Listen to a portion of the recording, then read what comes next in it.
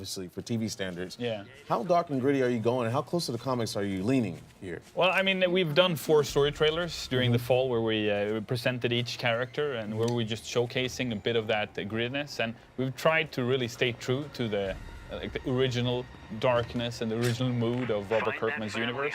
I think we're really onto something, right? Because we hear people screaming as they're playing, and you know, something that is so cool about The Walking Dead is that when shit hits the fan, it goes dark really fast, right? So you have people dying, you have to help your friends, etc. And without spoiling too much about the story in the game, yeah, there's definitely going to be things that happen, you know. So you're going to meet friends and enemies. Are there choices in the game? There's always choices. There's always choices in video games, you know. And especially in a cooperative game, there's always a choice. Do I go for my friend who's lying there, getting eaten by 4 walkers, or do I leave? You know, that's always the kind of choice you got to do in this type of game, anyway. Yeah. Now, when you say co-op, is it local, online? Online, yeah. Okay. It's fully online, yeah. So the game is a 4-player co-op game, but of course you can play by yourself if you want to. You can play 2 people if you want to be like a ragtag, you know, duo, taking on the walkers yourselves.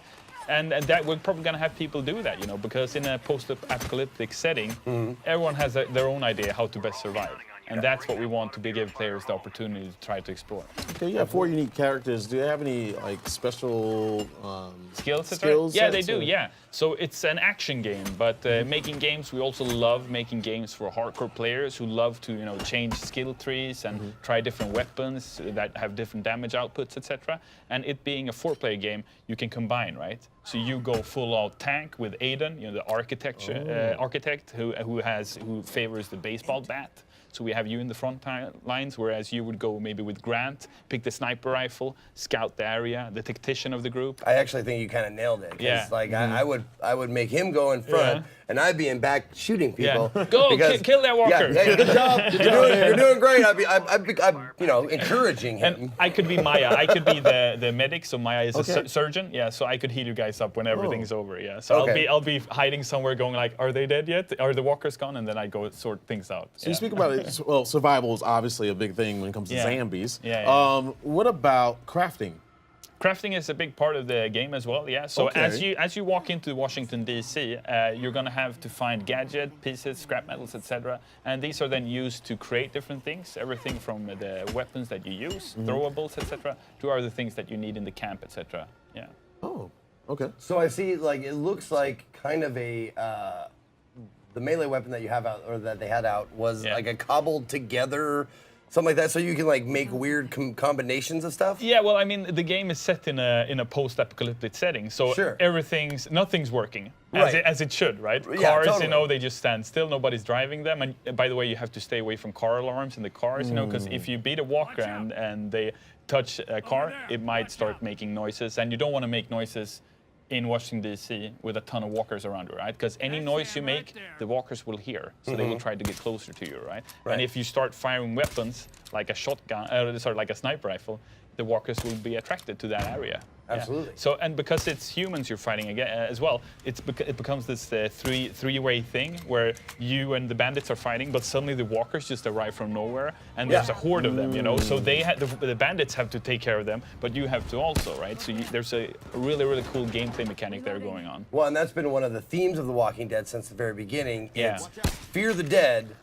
You know, kill the humans. You know, it's like the humans are the real threat. The other people you meet. Exactly. And if you're a big comic book fan, you know, as a comic book reader, that the humans at the end of the day they're monsters. Yeah, and the family stealing your only opportunity to get clean water. It's not that nice of a thing to do, right? So. Yeah. So can you give us an idea of the scope of the world? Because Walking Dead, you see the big shots they do in the TV show, and even in the comic, you know, the atmosphere sets the mood. Yeah. Can you start with the environment? Is it open world, or is it semi-open world? It's a mission-based structure, right? Because we have a clear idea of what we want to tell for launch. And after launch, when the game is out on November 6th, we want to see how everyone enjoys the story, the gameplay and everything, what kinds of weapons people do like, what kind of enemies they like to kill, etc. And based on that, we're going to do something we call like a lifeline for the game. So with Payday, the bank robbery game we made, we still work on it 5 years down the line. And the reason is we care. You know, we built the game, we built a world that we want players to continue experiencing. So it's less of like a movie, if you will, and more of like a TV show approach, where we just continue post-launch and just continue to add stuff. Payday 2 was released 5 years ago. 190 updates later, we still are doing stuff with the game. Yeah. That's our ambition for this game too. Imagine a first-person co-op shooter within the Walking Dead universe, where you can just continue to get new storylines, where you can, as part of the community, be part of the experience and have opinions about groups we meet, playable characters, and be a part of that, and be able to say, I want to play as Negan, or where's Rick, or start petitions online or whatever. Because we're totally into that, and that we've shown that, and we've proven that already with Payday.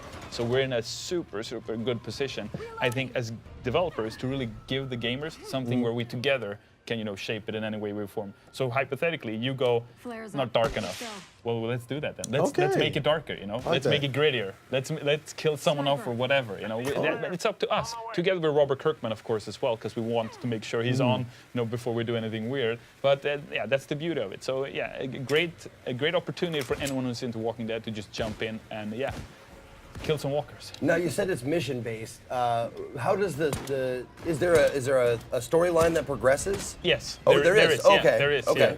Because one of the things that are so good with the Walking Dead universe is the story and the storyline of the group. Absolutely. The storyline of the group that you're following and what happens with that group.